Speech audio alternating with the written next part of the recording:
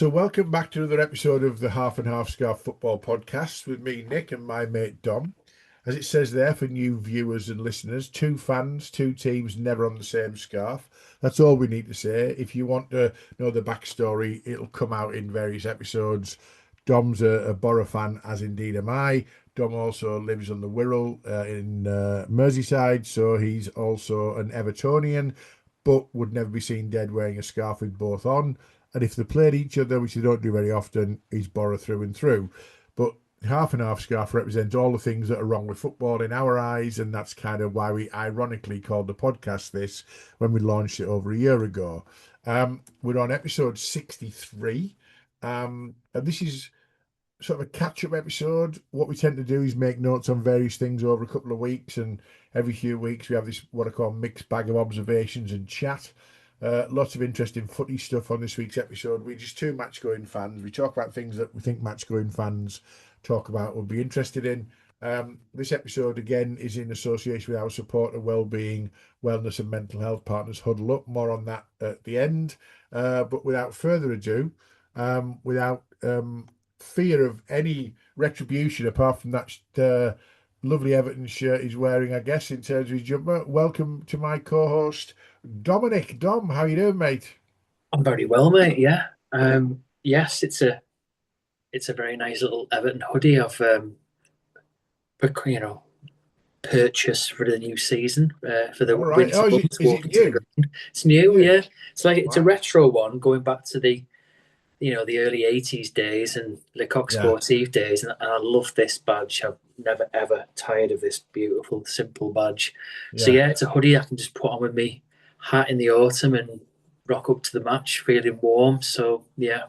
There's a bit of a sadness about the hat though, because you used to have a blue hat, and the blue hat, It's you got a looking brown. wrecked. Yeah, Have you got a brown now? That's your brown coat now, isn't it? You've changed your yeah. colour now. Well, I don't. I tend not to try. I try my best not to wear the brown coat now. I try to wear, you know, Hoodies. colours of where I'm going, and then layers underneath. So you might not see the brown coat much. And I've got two new hats for the new season. One Okay. that's Middlesbrough colours, one that's Everton colours. Big Cool. pom pom on there. I love a winter hat, mate. You So do. You do. I'm well equipped for the new season, mate. As we Excellent. as we leave summer behind, going into autumn, I'll be. I'll be honest with you, mate. It's August the 7th we're recording this. We're not leaving summer anywhere near No, I there, don't mean but any time soon. But I as know, we but yeah, do, yeah, I am as we do. prepared for the autumn months ahead. Until those days, I am looking forward to the start of the season, walking to the match in just a short Sure. sleeve shirt. Yes. Yeah. Well, I would say I have a boot full. My car is full of layers. So I go to home and away games, and I always go in a shirt, football shirt, and then it's a question of what do I wear on top. And I've got like a thin fleece, a thick fleece, a hoodie, a thick hoodie, different levels of coats. So whenever I get somewhere, I can always get the mix and match right for the temperature Yeah. and the branding. But there you go. I'm wearing Middlesbrough's away shirt from the season before last, which looks a bit Coventry City, but it was one of my favourites. It was really simple, really nice, round neck. I'm not a massive fan of round necks, but I really like the colour scheme on this one, and I thought I'd give that an outing for this particular episode. But for those who don't watch on YouTube, let's crack on because they switch off in droves as we talk about things they can't see. So let's talk about some stuff. And I've mentioned before, I could have called this episode Stuff and Things. It's just like a catch up. But the first thing that struck me eye is, and because we're recording this before the kick-off tonight at the Riverside at Wrexham, I haven't seen this in action yet. But they're finally sorting out the keeper tactical timeout, where keepers go down, pretend they've been shot, they've pulled a muscle, and all the players bugger off to see the coach on the sidelines, and they get a 5 minute hydration break effectively, while the keeper gets mysteriously looked after with a magic sponge. Now, they've basically said this season, starting this season, an outfield player will have to go off. And if that outfield player hasn't left the field within 10 seconds, that the captain has to go off and they'll be off the field for a minute after the mysterious incident with the keeper. Now, that's all well and good. It's a start, but I think they should have said, and when that happens and your keeper goes down, you stay in the centre circle. And then, so there's no, if you want hydration, one of the trainers will bring you a bottle on, but you can't go and see Nathan Jones because Nathan Jones does this every first half and every second half when they're under the cosh. 35 minutes in, 82 minutes in, the keeper has a mysterious leg injury. Now they're trying to sort it out. I'd be interested to see how it works in practice. At least it's an effort, but I still Mm. think they'll go for tactical. They'll still go for tactical discussions, and the keeper will still um, kind of stay down. But if they are under the cosh, which is when they usually take these tactical breaks, surely they don't want to lose a player at the same time as being under the cosh. So maybe it'll stop or slow it down or do less of them. I don't know. What's your thoughts? I I think it's a start, yeah, but I'm just unsure why they're focused only on the keeper because it's every other player, it's every man and his dog who does it. Like for Newcastle, it's always Joe Linton. Oh, what a shock! Joe Linton's down, you know, and Yeah. he always goes down like the drop of a hat, and it's always the same time in every match. Like, oh, here we go, Joe Linton's down. And by the way, for a Yeah, big bugger that he is, soft as hell, isn't he? By the yeah, looks of it. every season, Everton. Oh, what a shock! Joe Linton's down. They're all running towards the touchline. Why is it just the keeper? Yeah. I just don't get it. And if you suddenly see, the difference with the outfield players for me is if you can see that there's been a genuine tackle, Yeah. um, there's an injury there, fair enough. And maybe this is why they're focusing only on the keeper because keepers don't really get touched that much. So if the keeper's suddenly feigning cramp or something, it's like, hang on, there's something dodgy going on here. Whereas with an outfield player, I suppose you could say it's not so easy to distinguish or Yeah. identify, but it Mm. happens a lot with outfield players and they do exactly the same thing. So my immediate thought on this when I saw it was, will they not just switch it to an outfield player and do exactly what they're doing now, but they'll just do it with an outfield player? Yeah. I think wherever there's a rule, there's an opportunity to bend the Bend rule. the rule, exactly right, mate. Yeah. Managers will find a way to bend the rule, They'll won't already they? have figured it Yeah. out. They'll have looked at that straight away and thought, right, how are we going to get around that? We'll do this, and this. They'll Yeah. already have an idea of what they're going to do. Yeah. You need to make it. I personally just think where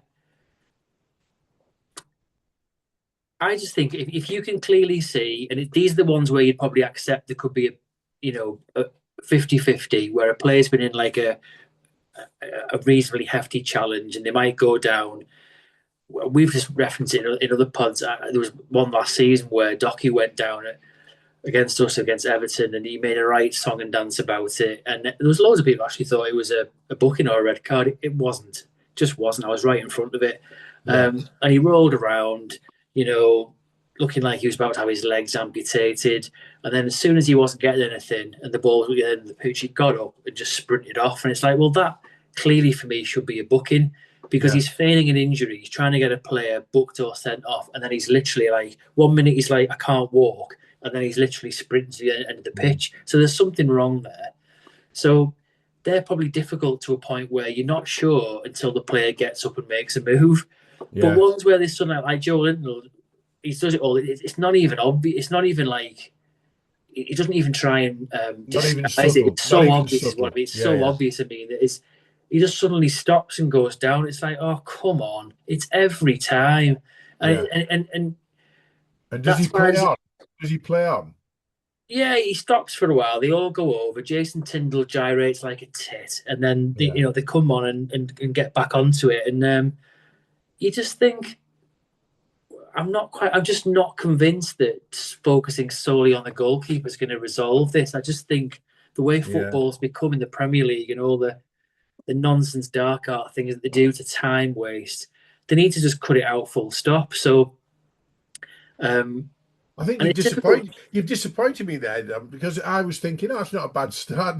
Now I'm feeling less inclined to think Honestly, it's mate, a decent. I'm Yeah, really no, I like, agree with you. I agree with you. yeah, I'm really, I hope I'm pleasantly surprised, but I just think there'll be Yeah. ways around it. There's always ways that players will find to stop, start, waste time for managers and coaches to get information on the pitch and for them to go and have a drink. I actually agree with you to an extent that where you've got, I just think make it really cut and dried. When there's an injury, or if a player's feigning that they've got an injury, just make it so that all the players go and either they have to So, stand either centre in the centre circuit or the circle, or they have to box. stand in a gathering in the middle of their half. Yeah, And if they want a hydration break, someone has to bring it onto them, and they can only bring a drink and then go straight off. They can't stand there yeah, chatting yeah, away to them. And that way, I think that's the only way. That way, yeah. if it's a real injury, the player gets dealt with, Yeah, and they can be made. They're either right or they're wrong. But you don't have any of this jiggery pokery of fucking around for 5 minutes and then the player gets up and we move on, because everyone's talked about this in any 90 minutes of football. There's some games where you might not even have barely 45 minutes of football when you take out all the time wasted. All the yeah, nonsense with the keepers, the passing yeah, it to a defender, the defender passes it back to the keeper passes it back to the defender, then they knock it out, then they try and play rugby for 5 minutes. It's this, the amount of time the ball isn't in play. So I applaud the fact they're trying to make the game more, that they want it to be mm. more football in that night, and it should be more football for 90 minutes. But I'm not fully convinced this is going to work as the way they want it to work.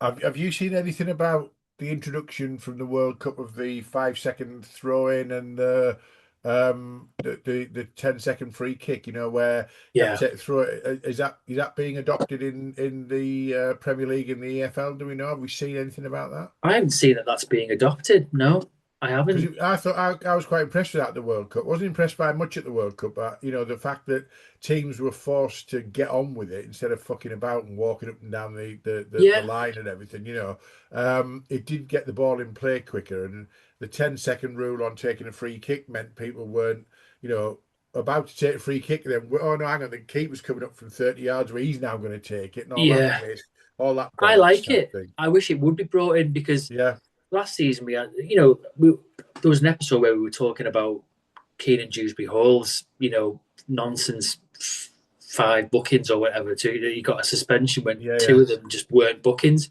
One of them was that he tried to take a quick free kick, and the referee booked him for it. And it's like, why? What do you It's on want? the What do you spot. want? Everyone's ready. Yeah, And we could only deduce that the referee had told him not to take it. But he was just yeah. like, I can take it. There's no one around it. No one's Mm, encroaching. The ball's in the right place. It should be about advantage to the penalised player. And yet he yeah, pulled him back and then booked him. But you want to see that. Surely you want to see quick free yeah. kicks, and you want to see the teams paying attention. You know, Initiative. yeah. I mean, look at the quick corner that Alexander Arnold took when Origi scored the winner against Barcelona. If you're not Oh going to yeah. allow stuff like that, you'd never have scenes like that, would you? But And some when Barcelona you look players back tried at to. that, when you look back on that, I don't think that would be allowed these days because it was against Messi, wasn't it? Well, yeah, yeah, and but some of the Argentina players, sorry, Argentina was a Messi. Barcelona players tried to uh, protest and say, you took it too quickly. We weren't ready. It's like, but that's your So problem. what? And Yeah, thankfully, the referee was all. It's like, well, you should have been ready, because the yeah. ball was right where it And was. I've blown Everyone my was, whistle. most people by, and it blew the whistle, so it was fine. Yeah, fair I dues. I've heard nothing that it's coming in, but I would love to see I would love to see rules like that brought in, because in the Premier League it needs to be sped up, because there's so much rolling around like idiots, pissing about with throw-ins. You see it all the time, don't you? A player walks over to the ball, picks it up, pretends they're going to throw it, then they drop it. Someone else walks over, they pretend to throw it. Then the first person who's really going to take the throw in comes up. It's like, oh God, Yeah, do we really have to go through this yeah, rigmarole every yeah. time? That Uh, sort of thing should just be stamped out all the Well, time. here's the thing. We're recording this on the 7th of August. It's not going out until the weekend, the Monday after the first weekend of the new Premier League season. Uh, so obviously this is not going to reflect that weekend of the Premier League season. That'll Yeah, be next week's episode. But what we need to think about, don't we, is has there been, oops, what's going on there? Has there been any level of change in the the speed up of football, the flow of football, yeah, the VARness spoiling of football in that first weekend? Um, the Championship will have had 2 weekends by then, and also yeah. the Carabao Cup. Um, I'm intrigued to see if things just get a bit better because it was getting stale as chuff, wasn't it? Oh, I mean, how many times did we reference it on various different pods last season of just how bad the Premier League is? I mean, VAR's really, really ruined the Premier League just Mm. because of the inconsistency of the decisioning and the Yeah. favouritism given to the top six teams, which is just a fact. I don't care what anyone says. It is a thing. It does exist, and if you Well, pay attention, you'll see it. let's move you off your soapbox. You've got four trigger words. One is VAR, I know. I one know. is MLS, one is David Beckham, and the other one's Well, Infantino. the We're not, reason let's move off But that the, no, but trigger. honestly, mate, the reason I mentioned VAR is because they've said, haven't they, there's going to be a rule change this year. So the focus is going to be that apparently it has to be now that the focus has to be only on they can only intervene now where it is clear and obvious. So Wasn't the that what we were concern, supposed to do originally? well, I know, but you know where it's got to the stage now where referees are re-refereeing games Yeah. and Is that going to stop? taking things back to 3 games last Tuesday. When they were Yeah. playing a different team at a different ground. Yeah. Um, But there was a foul but there was a foul four in the matches ago. build-up. Yeah, or you get that nonsense in the Celtic match with the season second last match of the season where it's like that was a clear penalty, wasn't it? It's like never in a million years. Yeah. So the apparently now it's like, but having said that, they'll probably still look at that and go, well, that's clear and obvious. Like, well, it's not, is it? It just isn't clear and obvious because No. if you can debate anything, it's not clear and obvious. Clear and obvious should be as soon as you rewind that back and look at it, you You go, go, God, wow. yeah, And yeah. therefore, you should be able to find it in seconds, In not in second, four and and a half that's the minutes. key. So Yeah. that's what they've said they're bringing in from this season. So apparently the new law is they can only focus on and intervene on clear and obvious. So if that's the Oh, okay. case, Interesting. it has to be clear and obvious. What you just said, it should be a quick rewind, look at it, and then as soon as they relay it on the screens, everyone goes, "Oh yeah, no Yeah. complaints." Yeah. And if it's not Or that, then if it's not that, it's not clear and obvious. if it's not that, it's not clear and obvious, and it's still broken. And for me, my interpretation is it'll still be broken. So Yeah. I'm not convinced that will work, but we'll wait and see. And that's the Yeah. only reason why I mentioned VAR because I'm not honestly getting on me. So it was so bad last season that it has to change. It It has. has It's to killing change. football. Killing It's killing football. football. Yeah, absolutely, it's killing football. Let's Yeah, talk about a division it's not killing. And this is League One. So we keep asking Mick Livesey, who's the Chief Revenue Officer at Bromley Football Club, to come on the podcast. He's already said he wants to. I think it's just logistics. I think the phrase is we'll get our people to talk to his people. yeah, Like as if we've got people, but we'll yeah, get our people to talk to his people. Mick's a really, really prolific poster on LinkedIn, particularly on social yeah. He media. is. Yeah, And he posts some really interesting stuff. He's the chief revenue officer of a club that's going places. They got yeah, promoted for the first time to League One. He's been posting about their pre-season, some really interesting posts. They've played Palace, Millwall, and QPR. They got battered off QPR. They drew 1-0 with Millwall, and I can't remember the Palace game was a draw as well, but they had decent crowds at all of them at home, yeah, all well above them in the pyramid. Mixed results, but decent enough, I've put here. The question I've got is, well, first of all, Mick, well done in terms of revenue generation for your football club, because a lot of pre-seasons nobody bothers. But if you're Bromley and you're playing three local sides in Palace, Millwall, and QPR, they're not going to bring a lot of away fans, but your home fans are seeing teams, well yeah, above your pay grade. So that's really well done on that. Um, but I've got a question. They've done decent enough, a bit mixed bag in terms of results. Can we tell anything from pre-season in terms of does it tell anyone anything? no, It no, doesn't, does it? Does it? no. I it's always a mystery to me when you get the likes of Sky commenting on, you know, Liverpool's pre-season games or Arsenal. Like was it last week? Liverpool lost 4-2 to Leeds, and Yeah. they're instantly saying, identifies their defensive frailties and they need to do better. And And you know, Iriola's already under pressure. yeah, and Arsenal were free falling in their pre-season game. It's like it's utter nonsense. It's Yeah. like honestly, I stopped going to pre-season games because they were beyond boring, and you had Yeah. to Yeah. still pay like quite a bit of money to go and watch, and they're just boring. The Yeah. atmosphere is boring. There's no real interest in anything whatsoever. It's just yeah, I you can't read anything into it. Sometimes the only reason I've ever gone is because I'm just in. I might be intrigued to see. This sounds really dull, but you know, you want to see the fitness of a player.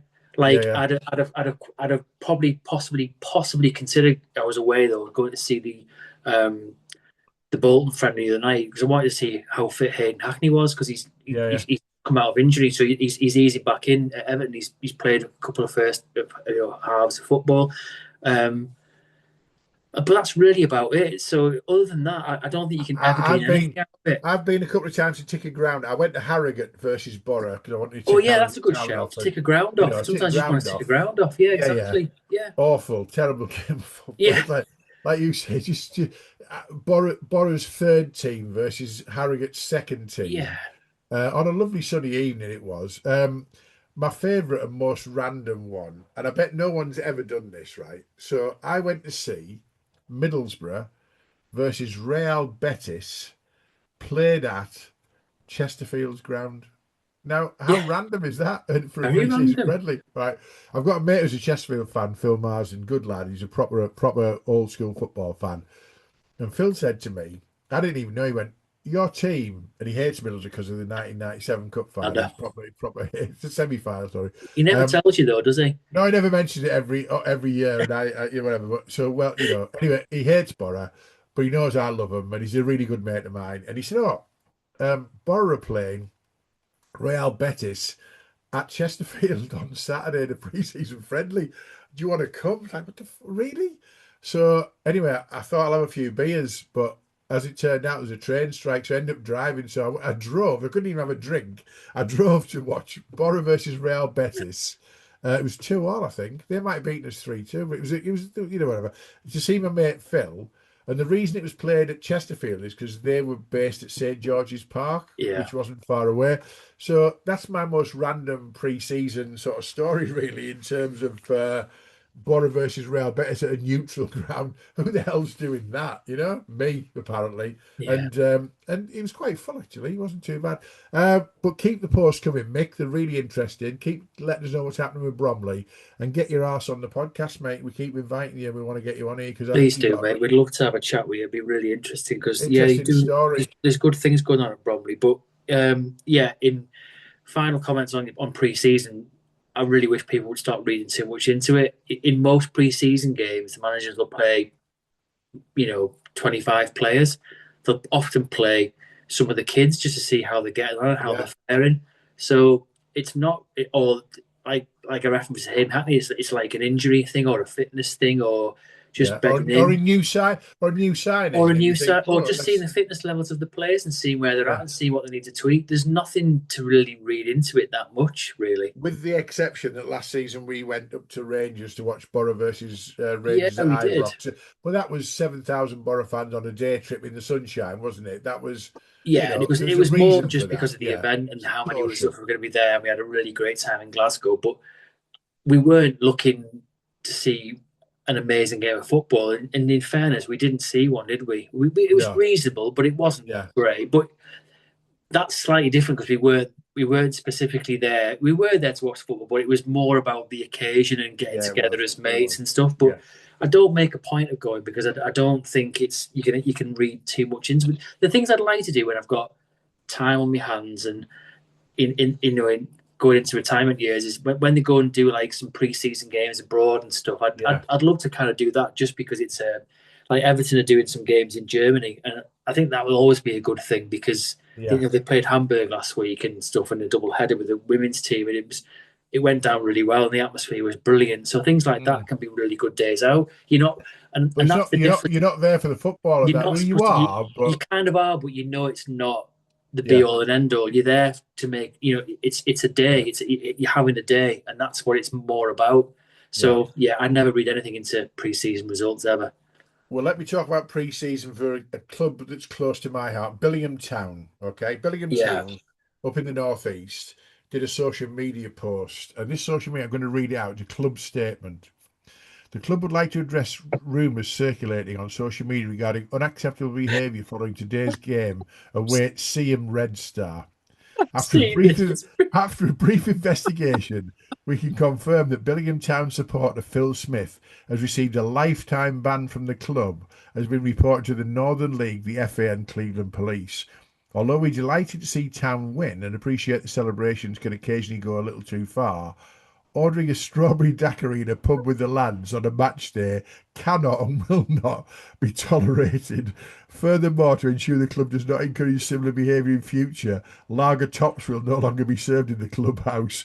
The club consider this matter closed. Now, for me, that was one of the most laugh out loud. It read like a proper statement, like this Phil Smith Yeah, and kicked the yeah, shit out of 10 yeah. opposition fans.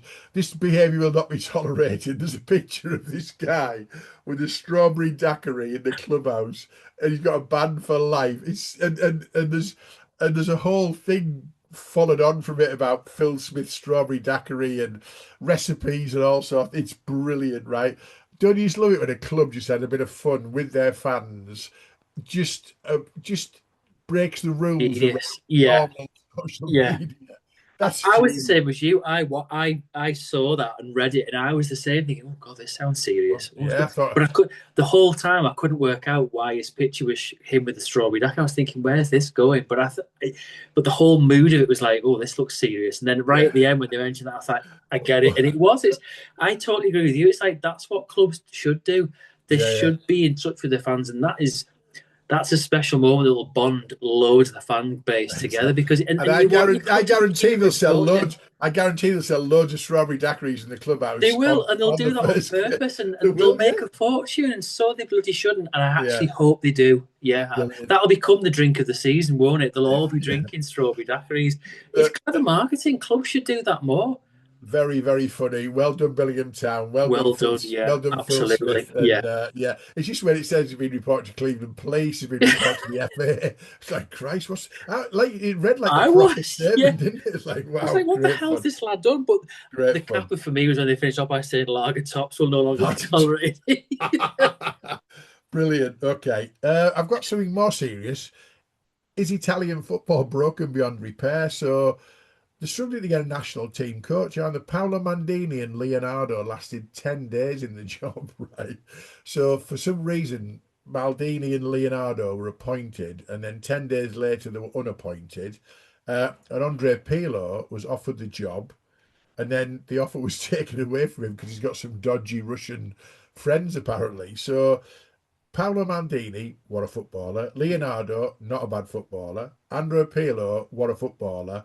All were offered and rescinded the job as Italian national coach. I think it's going to go to what's his face, Mancini. Mancini. Yeah. But it's almost like your fifth choice. We didn't really want you, and he probably doesn't want the job either. Three World Cups in a row they haven't qualified for. You've touched on it before. There's not that much youth coming through. Have we seen the end of Italian football for a long time, do you think? I don't know what's going on there, mate. I really don't. I'm fascinated to know what there's something there's something very murky going on underneath all of that because there must be in terms of the hierarchy of how the Italian FA are working because they just it always surprises me that they're one of these teams that can come out of nowhere and win a tournament because they've got such brilliant footballers and Yes. then they can just go through these periods of abject decline where they just can't get to a tournament, and yet weirdly, when they probably get to the next tournament, they'll win it like they did, Yeah. in against us a few years ago, Yeah. goalingly. And they weren't that good, were They they? weren't that good, but they won. And it's like, God, why can't we do that? Why can't we be like that? But it mystifies me. I mean, I have actually read quite a bit about Leonardo that he's not a particularly nice person to work with, and Yeah. he's a bit of a Yeah. ball breaker, and he was a bit of a cunt at Paris Saint Germain. Um, I don't really think that breeds a good culture. You want to work under people who are going to, Mm. support you. And I'm not saying support you as in mollycoddle you, but you just don't need that attitude, do you? I've not heard great things. I don't know why he's so raved about. He wasn't that good a footballer, and No. he I just look at someone like him and think, no, just completely uninspiring. And Mm. I don't really, I don't really see why he's involved. To be honest, he's not Italian, so But why? if you're thinking Italian football last 20 years, you think Paolo Maldini, you think Andrea Pirlo, don't you? They'd Hmm. definitely be two names, and Franco Baresi, who we mentioned on the last one from a little bit But he's longer not a ago. But manager, Pirlo. I don't rate him. Brilliant players don't necessarily make brilliant managers. He's done no, I nothing agree. for me. He's done nothing for me to say I'm a great manager. Don't think it gives him merit to be Italy manager, and neither was Maldini. He was a fabulous No, player, but where are his managerial credentials? Being a manager yeah, is a completely different beast to being a player. it So is. I think their problem is they've got no. They've got for me, they've got no really good ex players who are sufficiently qualified managerial wise to do the job, and they've unlike in like Gattuso. oh god, I mean I'm not God. being funny. How that lad's name just keeps getting banded Yeah, about for it's like come on, Gennaro yeah, Gattuso. It's like saying should we employ Alan Pardew? So it's like yeah. no, let's No, not. Eh, we've been there, done that. He's never ever going to achieve anything, no. and I don't really see other really good coaches coming through in Italy that like there's a trend where there's really good coaches in England that weren't really good professionally. I Yeah. don't really see that with Italian coaches. Maybe that's the problem. The thing I don't see with Italian football at that level is the same as you've seen in Spain, where Spain have got like a throughput of players all playing the same formation from under 15s, 18s, 21s, full team, Yeah, full national team. And they've got like a pathway and they've got like winners at under 18 level and under 21 level. yeah. And Italy seemed broken to me. And there's a thing about being my age and Italian football, and you know, like you say, we mentioned previously, great teams of Italy, Italian football in the 80s and the 90s were. It made the Premier League look sterile. Well, it made Oh, the English First Division yeah. look sterile, didn't it, at the time? And Italian football, I've always had a little bit of a soft spot for it. And I mean, some of their kits are fabulous, and the players have been, brilliant to watch and things. I really like the passion for football in Italy, and I watch Serie A, and it's really shit, by the way. The highlights of Serie A, the standard's awful. Yeah. Um, and you look at it and go, it's just a question, is Italian football broken? And that is Serie A and the national team. I Do you think it think? is. I think I don't. I don't think. I don't see where it get back. It gets back to where it was. I think. I think what keeps it going is the fact that it's got really prestigious clubs in there that Yeah, are so world renowned that it's like and I hate to say it because it's kind of almost endorsing the top six in England, but where you've got the likes of Man United and Liverpool, you've always got interest, haven't you? yeah. So the likes of Inter Milan, AC Milan, Juventus, Mm. Napoli, all those clubs. I mean, Roma. even yeah, you're always going to have an interest, and you want them to kind of recreate what they had, but for me, they're not really anywhere near it. Even I mean, Roma won Miles that off it. Confederations Cup a few years ago. Yeah. Inter got to the Champions League final, but I agree with you. I don't think the standard's as high as it ever used to be, and I don't really. And yeah, I think it's a league that some players could go to and really excel in and do well. Mm. But I'm also a little bit perplexed sometimes. Um, everyone really, and it's where I find it difficult because everyone raves about how good some of these players, like the likes of McTominay, etc., at Napoli, have become because they've gone out there, and he has. He's really excelled. He's been able And to he have has. a free reign. It's brilliant watching what he's done when he wasn't getting that same freedom at Man United. But part of you, a little chink of you, always says, but the quality isn't as great. But you've still Yeah. got to play at a reasonable standard to win a league and Yeah. beat everyone else. Um, and it was lovely that he did it with Napoli, I have a soft spot for.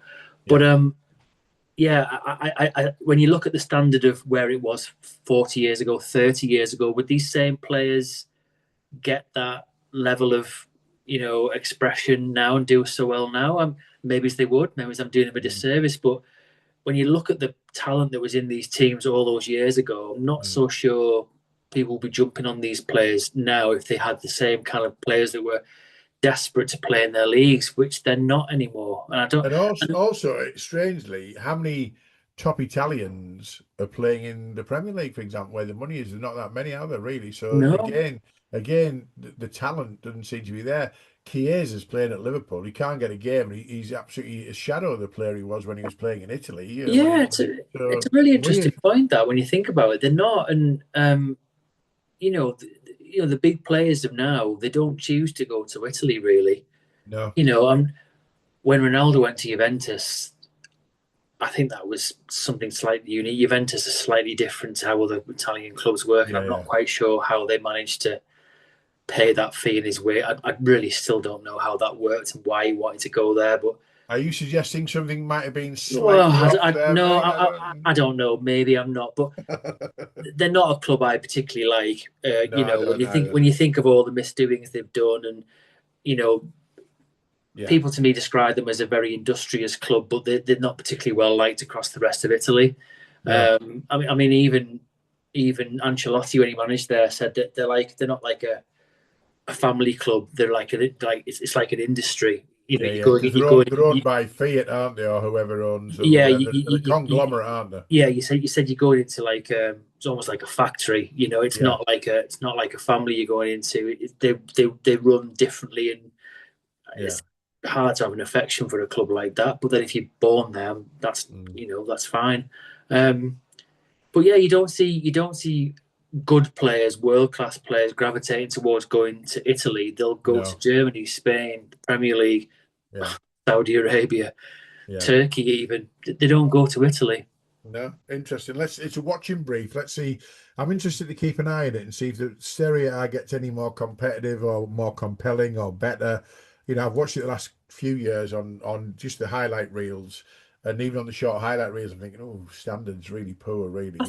I always wanted to get better. I mean, it's a bit of a conundrum for me because if you look at how Italians live their life, their passion for Everything. everything, the passion for food, the passion for culture, the passion for just quality of life, Yeah, how they live their lives on a daily basis, their passion for you know they're well known for just everything's about quality of life. yeah, Eating well, taking big breaks for meals, yeah. cherishing every moment, simple things like a walk and being with company, Family, being with all that. Yeah. family.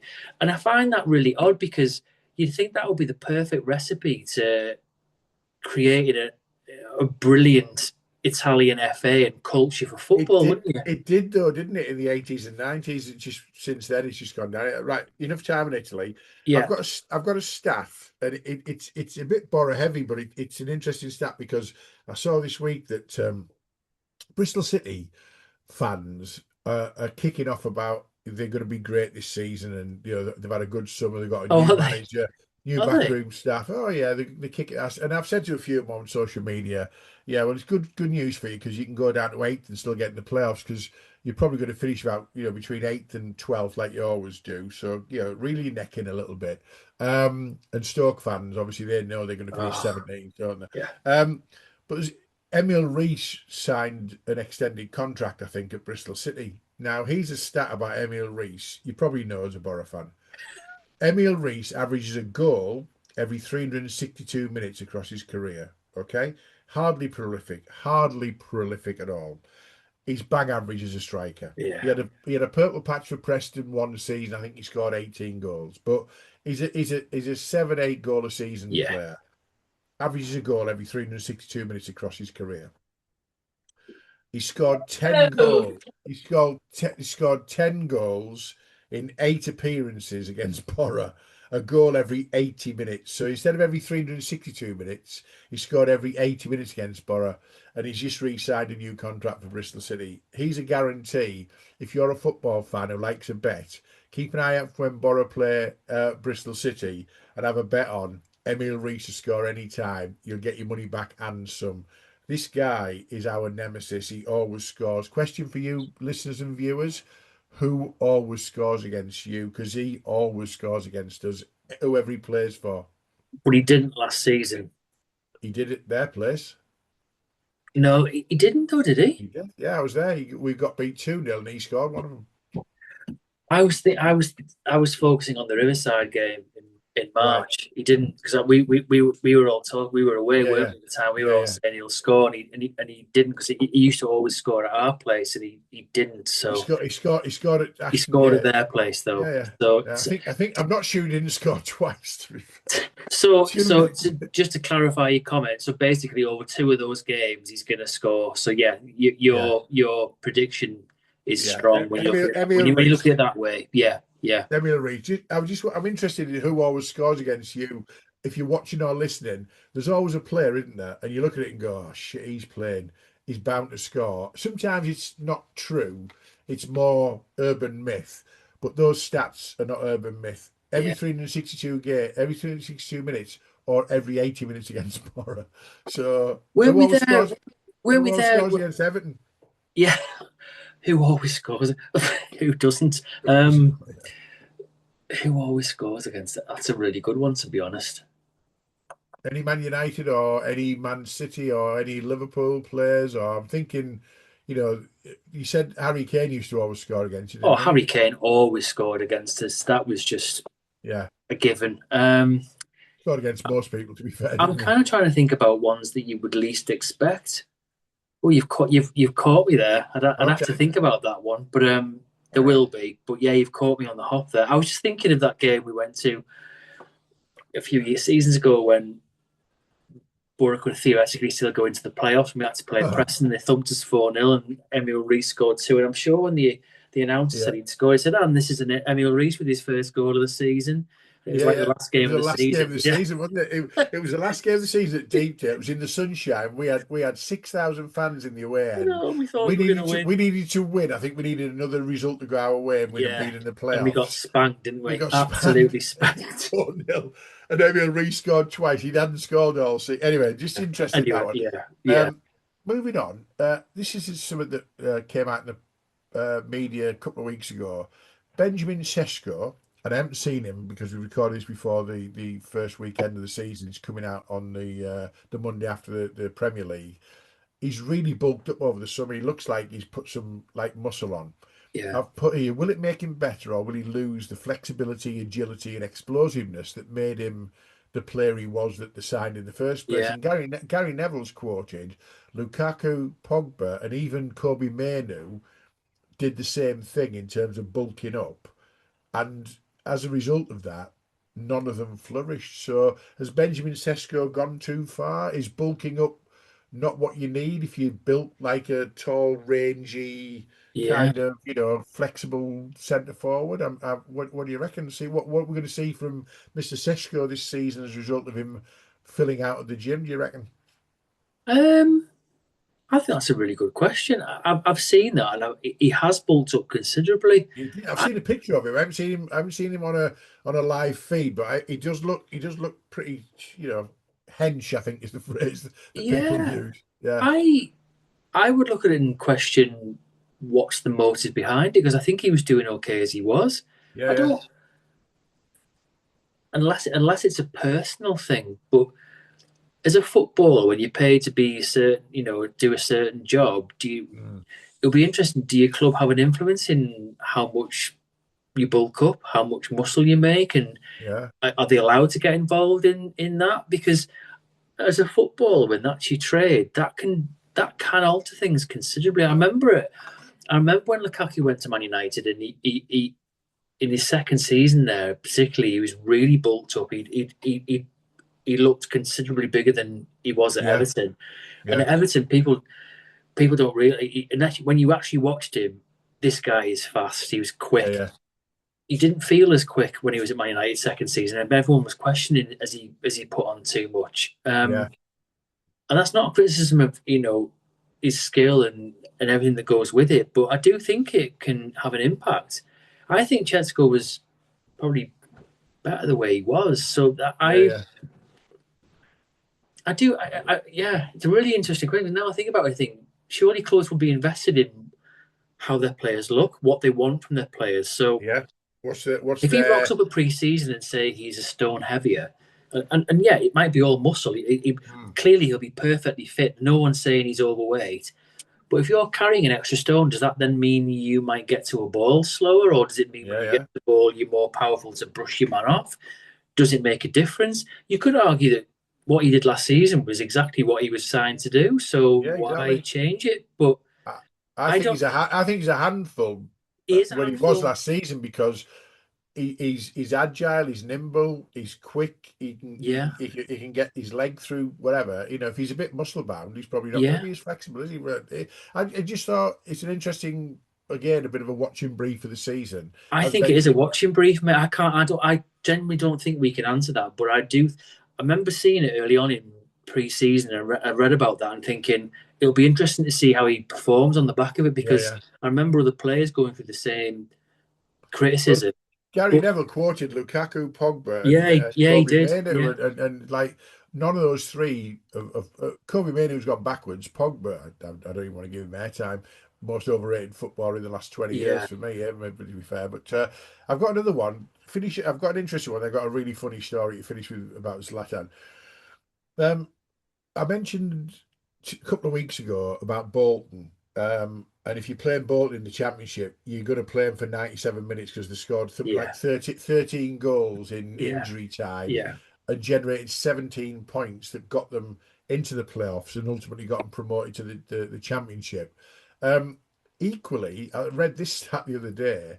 The Lincoln keeper, George Wickens, had 4 assists in League One last season. 4 assists from a keeper.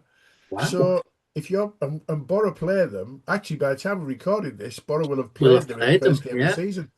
I'm just wondering if George Wickens has got an absolute wicked, pardon the reference of shit pun, um, like a wicked, like diagonal ball out of his hands straight to a striker and yeah, whatever. I think 4 assists from a keeper in one season. That's an astonishing number, isn't it? yeah. It is. I was gonna ask you what they were. Do you know what they were exactly? Well, they've got to be a pass, haven't they? That's a direct pass to someone who's scored. It would Otherwise, you don't have to get be, the wouldn't it? I assist. can't. I was thinking in my head, I can't see it being anything else. Unless Isn't he's it? gone up, he Isn't might an have gone up for assist? a corner. He might have gone up for a corner Yeah, and headed it on to someone who's put it in the because back of an the net. assist is Maybe you're the person who's you're the made last that person. final pass to the Yeah, person who scored. So it yeah, can only be from a, like uh, to quote your pun again, it can only yeah. be a wicked goal kick, unless well, and yeah, unless he's up Uh, for a corner and he's heading it on and someone, but he wouldn't do that four Not times, would very he? often. You wouldn't have thought so. No. So Oh, for those who are championship fans, keep an eye out for George Wickens in the Lincoln goal because it's in his hands. Doesn't mean he's not going to be in the back of your net in about 10 seconds. So four, absolutely. four Yeah, stats, 4 assists in a season. That's a pretty good stat. I'm going to finish with a story.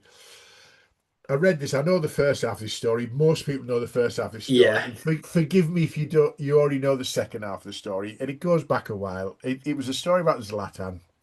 And Zlatan is now so famous as Zlatan, you don't even have to mention his surname, right? So Zlatan, last week I read this, and it's just a superb story. So when Zlatan joined LA Galaxy, I think most of us know he took out a full page ad in the LA Times that said simply, "Los Angeles, you're welcome." Okay. Now, I love that. I love the arrogance of that. He also scored a fucking belting hat trick on his debut, didn't he, as well against LAFC, didn't he, in the yeah. I derby? think it was his second game, mate. I The think it was his second game, second game. okay, But yeah, he, right, he, he literally bossed that league. He was yeah. astonishingly better than everyone else there. So Zlatan, LA Galaxy, Los Angeles, you're welcome. Full page advert in the LA Times. I knew that. The bit I didn't know was this: LeBron James, the basketball goat, probably. LeBron James sent Zlatan a welcome pack, which was a basketball shirt, an LA basketball shirt, Lakers basketball shirt.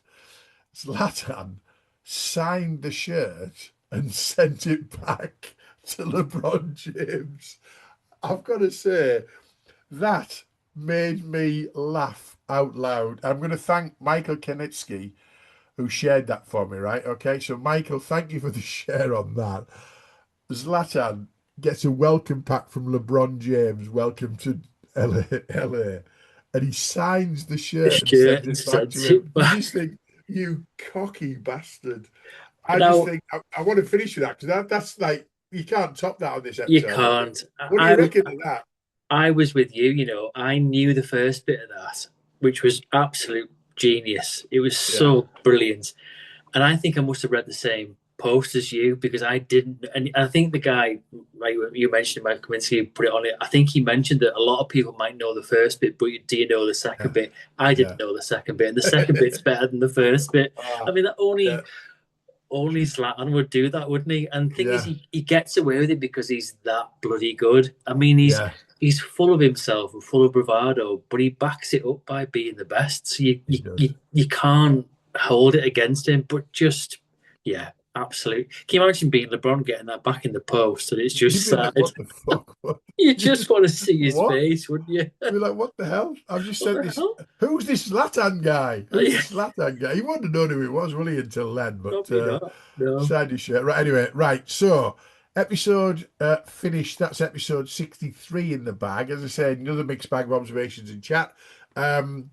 We've got another. Well, this was in conjunction with Huddle Up, our guys who look after mental health, well-being, etc. And I keep saying and imploring you, if you have anything to do with the football club in the EFL or National League, particularly on any level, commercial or operational or fan group or whatever, talk to these guys. They're doing some brilliant stuff. For the people who need it most are the fans. So all the contact details for Adam and Connor are there.